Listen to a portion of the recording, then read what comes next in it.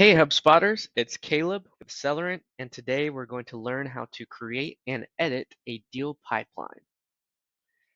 So let's say we want a brand new pipeline. Let's go into our settings here, click the gear icon, and then make sure that you're under Objects and Deals, and you'll be led to this screen here. On the top, you'll see some different tabs. Click on Pipelines, and here's where you can view all of your active pipelines and the different stages as well as their probabilities. So let's say we want to create a completely new pipeline. We're going to name this pipeline,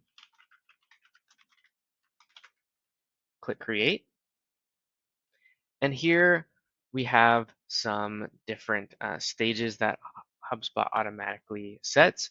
We can either rename these stages or delete them altogether.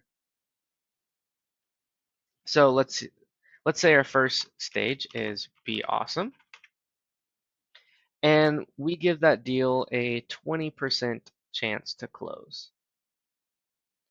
The next step is Be Awesome, and we give that a 50% chance to close. And then we put our final stage here, and we give that a 90% chance to close.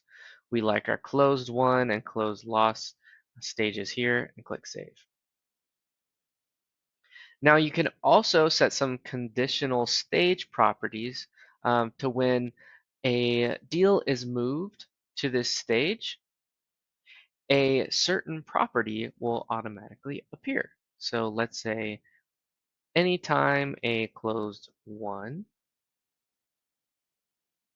stage is reached, we're going to add a dependent property called closed won reason, and that will appear on the deal. You can apply that logic and click Save. So this is a really basic idea of how you can create and edit a new deal pipeline. If you were to ever want to edit your stages or delete a certain stage, you want to make sure that the deals that are in that current stage are moved to a different stage before you delete it. Otherwise, you won't be able to. Hope that helps.